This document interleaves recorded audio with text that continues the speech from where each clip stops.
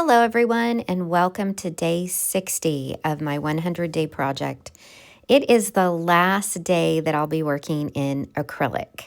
Tomorrow, I start with drawing oils, which are oil sticks that are a bit smaller, and they're a newer product by R&F, but we'll talk more about that tomorrow.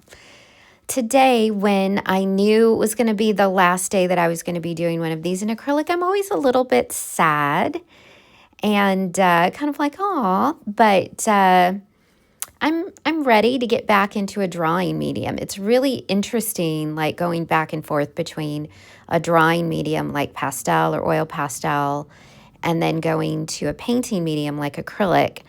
I've kind of been enjoying the drawing medium, so I'm looking forward to doing the drawing oils next. Today, I just wanted to do something super simple. I've got a lot of things on my mind, a lot of plates in the air that I'm trying to keep in the air, which means I don't feel like I have a lot of mental space to think about many things very deeply, if that makes sense. So I wanted this to be much simpler, more accessible, not having to think quite so much. So I just picked 3 colors. I used that fluorescent pink, the high flow fluorescent pink, to tone my canvas. I'm working on a canvas panel. And then I picked 2 paint colors to work with, organic orange from Nova and quinacridone magenta from Nova, and white. So when I picked those colors, I picked, well, the orange, I don't know why. I just really wanted to work with orange today. And whenever I feel like that, I just do it. And then I picked the magenta because I knew it was transparent. So I always like to have some transparent for glazing, creating depth and shadows. And then, the orange, I think the orange is transparent as well. But I wanted something that I could get something a little bit dark with. So that's why I went with the magenta, because I knew that I could get dark there. So there's really no neutrals here other than what I create with the white. And it's all sort of got the same warm undertone. So to me, even though it's high energy, orange, pink, fluorescent, magenta, it's kind of high energy because it's all, and these analogous colors that are next to each other on the color wheel. It feels very calm to me. And that was really what I was going for. I could have picked a blue with the orange and had some big contrast going on, but that's not where my head was today. So I thought, okay, I'm just going to stick with this. And the figure isn't super big, so there's quite a lot of background. And at this point in the painting, I'm not really sure what I'm going to do with that background. So I'm just kind of leaving it for now and keeping the features very simple. I really love this figure that emerged. These people have such character and personality to me. I just find it fascinating. And it had a very Asian kind of feel to me. And so I kind of played that up with the clothing. And as I was working with the paint, some of it ran. So there's an earring there that I didn't intend, but just showed up. And I really like that piece of hair that's kind of falling onto their forehead. I really, really like that. So I've got all the features in at this point, and really all I'm doing is adjusting values. So I'm adding a little bit of interest into the clothing, and I need to wait for each layer to dry so that I can go back in with that magenta and get darker. And this is glazing. You take your time, you wait for it to dry, and you just inch up on those values. And towards the end, I add in some additional white highlights, and they look a little bit harsh at this point. But the thing to remember about acrylics will dry a little bit darker. So typically what I do is when I'm putting in highlights and things like that, I go a little bit lighter than I think I need to, knowing that it's going to dry a little bit darker. And then If I look at it in 24 hours and it needs to be a little darker, it's much easier to make things darker. I can glaze over it and make it darker than it is to try and keep getting lighter and lighter and lighter. So when I get the highlights in there in a little bit, you'll see, you're kind of like, oh, those look kind of harsh, but they do for a reason. So I'm just glazing in, trying to get a little bit more structure in the face. Again, when I did this face, the eyes are smack dab in the middle.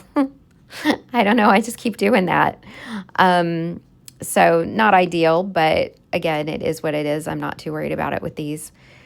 I'm adding some kind of a lavendery color, and it's a tiny bit of the magenta, which is cool toned, mixed with some titanium white, which is also kind of cool toned.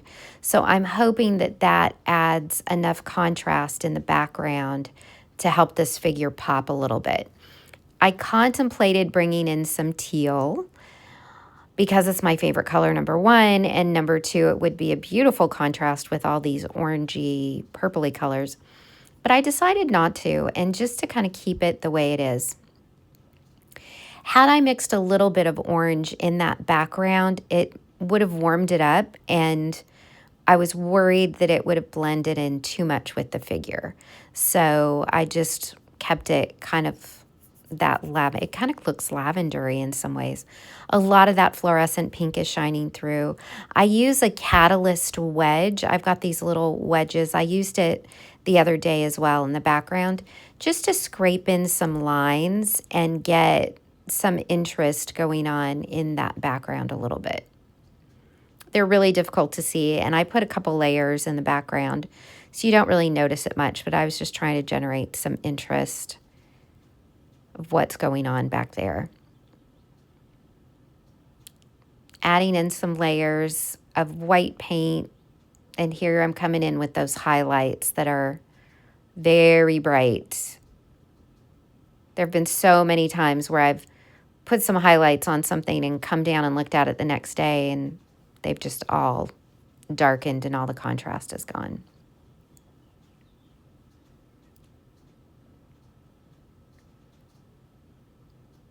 Just getting in some final touches, darkening my darks. That one ear on the left I fought with a bit. I had a mark in there that I think my brush from early on just left a line, and I kept struggling to get rid of it because these paints are transparent. So you can layer on top, but you're going to see what's underneath unless you add something opaque. So I ended up going over it with some white to try and see if I can get rid of that line, but that left ear is a little funky. Just darkening the shadows around the eyes, giving a little bit of form. I'm squinting my eyes a lot as I'm painting, especially this one, because I'm not really looking at multiple colors to tell me what's going on. I'm looking at values. So squinting is a great way to see if you have your values the way you want them.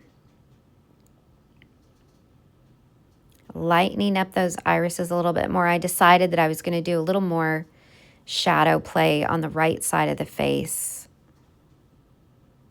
Their left eye, or the eye on the left of the painting, is a little bit bigger than the right. And I'm darkening. What I did is I took that skewer and I dipped it directly into the magenta paint, so I'd have a lot of control. I've been using a pretty big brush, and dipping it into that magenta paint meant that I could go really strong and heavy with that color in a very controlled way. And that's how I darkened the irises in the eye. Again, just going for that added contrast. And there they are. Number 60. I cannot believe tomorrow I start day 61. Just like, where the heck did the time go? Amazing.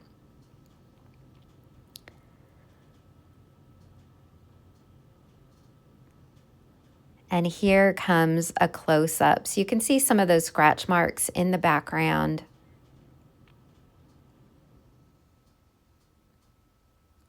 And those highlights, a little bit of that earring that just sort of popped up. and I'm kind of digging the clothing. I added some shadows in there to give it a little bit of interest. So there we go, day 60. Thanks so much for joining me. I hope you're doing well. Take care of you, and I'll see you in the next one. Thanks. Bye.